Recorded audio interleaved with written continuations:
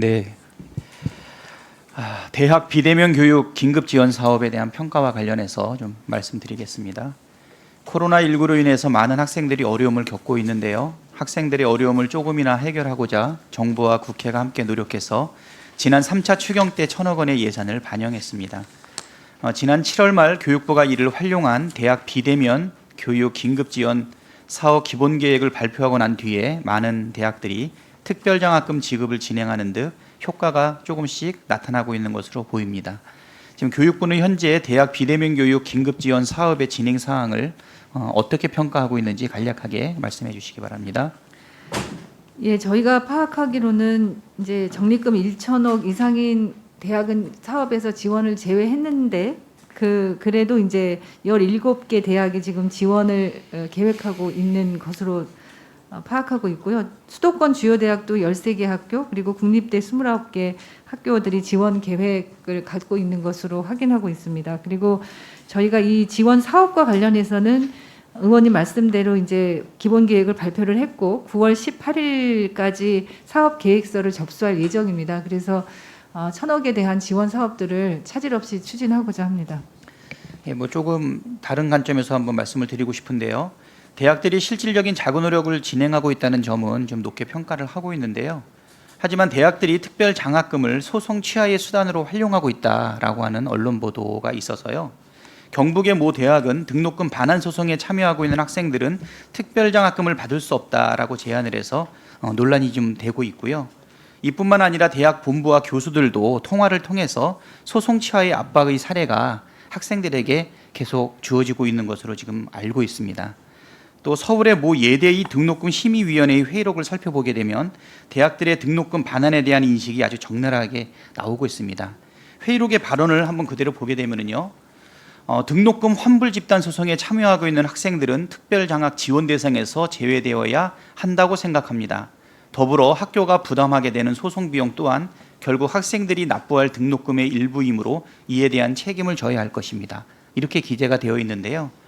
특별 장학금 지급 제외뿐만 아니라 등록금 환불에 대한 책임까지 학생들에게 지우려고 하고 있습니다.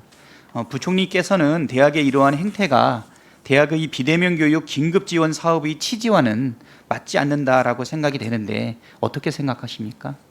예, 의원님 말씀대로 그 사업의 취지와는 전혀 맞지 않는다고 보고 있고요. 그리고 이런 것들 때문에 그 소송에 참여한 학생들이 불이익을 받지 않도록 저희가 모니터링하면서 그 확실하게 관리하도록 하겠습니다. 이런 대학의 태도가 혹시 평가하는 거랑 관련해서 질적으로 반영할 수 있는 방안은 없습니까? 아직 그 부분까지는 저희가 검토하지 못했습니다. 네, 같이 고려해 주시기를 좀 부탁을 드리고요. 또 이에 반해서 추경 취지에 맞는 사업 진행을 독려하는 경우들도 많이 있는데요. 또 서울의 모 대학의 경우에는 코로나19로 피해를 입고 있는 학생에게 특별 장학금을 우선 지원하고 그리고 또 비대면 교육 특별 지원의 취지에 맞게끔 계속적인 노력을 하고 있는 학교들도 있습니다. 취지에 잘 맞게 대학 비대면 교육 긴급 지원 사업이 잘 이루어질 수 있게끔 대교협 또는 우리 전문 대교협과의 협의와 소통을 잘 진행해 주실 것을 부탁드리도록 하겠습니다. 네, 그렇게 하겠습니다. 네, 이것 두 번째 것도 이제 민생과 관련된 부분인데요.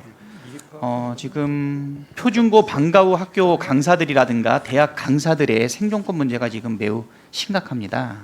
예, 코로나로 인해서 모든 국민들이 다 어려워지고 있겠지만 우리 교육위에서 특별히 방과 후 학교 강사나 대학의 강사들에 대해서도 같이 좀 고려가 필요하지 않을까 싶습니다. 코로나 사태 이후에 수개월 동안 버텨온 방과 후 강사들의 생존권이 벼랑 끝에 달려 있습니다.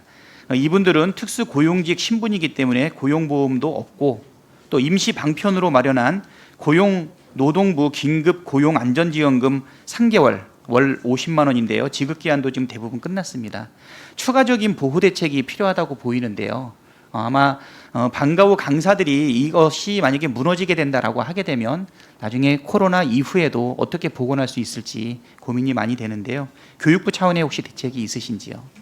저희가 1학기 동안도 이제 방과 후 강사 쪽하고 협의를 해가면서 우선 방역 인력 지원이라든지 학습 지원이라든지 이런 인력으로 참여를 일부 이제 하셨고요.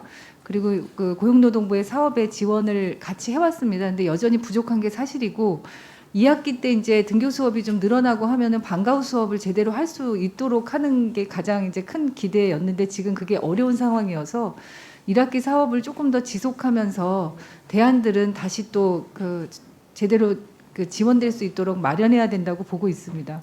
예. 지금 방과 후 강사의 일부를 지금 방역 인력으로 돌리시는 노력도 하셨는데요. 방역 인력은 3만 9천 명에 불과한데 방과 후 강사는 약 12만 명이기 때문에 많이 부족합니다. 그래서 2학기에도 방역 인력 대체 고용의 규모가 그대로 진행될 것인지 아니면 확대 여지가 좀 있는지요. 지금 어제 이제 그 지자체 그 협의회에서 각 지자체별로 방역 인력 지원 사업을 1학기 때처럼 지속하도록 그렇게 협의를 해주셨고요. 그래서 1학기 수준에서는 이제 지원이 될 거라고 예상을 하는데 그게 전체로도 방과 후 강사로 충원되는 게 아니기 때문에 방과 후 강사 지원 문제는 여전히 좀 과제로 남아 있습니다. 네, 좀 더 세심한 생계 대책까지도 좀 한번 마련해서 지속 가능한 방과 후 수업이 이루어질 수 있게끔 그런 부분도 같이 고려를 해줬으면 좋겠고요. 그리고 또 하나 대학 강사 해고와 관련된 부분에 대한 관리 감독 강화가 좀 요구되고 있는데요. 정부와 국회가 좋은 의도를 가지고 정책을 만들어서 강사법 이거 개정까지 이루어냈는데요. 좋은 의도가 반드시 좋은 결과를 보증하는 것이 아닌 현실이 지금 많이 좀 안타깝습니다. 강사법이 시행된 지 한 1년 정도가 지났는데요. 대학 강사의 생계 곤란 문제도 역시 같이 발생하고 있습니다. 고용 안정 효과는 미미하고 오히려 대학의 강사 구조 조정 시도가 있어서 일자리 위험도 큽니다. 특히 코로나19로 인해서 대학 강사들의 생계가 지금 더 어려워지고 있습니다. 일부 대학에서는 강의명을 살짝 변경해서 계약을 해지하려고 하는 꼼수도 있게 되는데요. 대학에서 이런 얕은 꾀로 강사 해고를 하지 못하게끔 교육부의 강화해야 되는 것이 아닌가 이런 생각이 들고요. 또 강사들이 교단에 설 자리가 줄어들지 않고 2학기 대학의 원격 수업 강의권에 대한 보장도 강사들한테 좀 있어야 되지 않을까. 이 부분에 대해서 해주시죠. 예, 그 의원님 지적처럼 일부 편법적인 운영이나 이런 것들이 강사법 시행되면서부터 있어왔던 게 사실입니다. 그래서 저희가 그런 꼼수와 같은 그 행태를 차단하기 위한 조치들을 계속 협의해서 마련을 해왔습니다. 다만 이제 코로나19 상황에서 더 악화된 측면들이 학교별로 좀 있기 때문에 그런 것들을 저희가 좀 철저하게 파악을 해서 의원님 지적처럼 그런 편법적인 행태들이 그 생기지 않도록 더 철저하게 관리하도록 하겠습니다.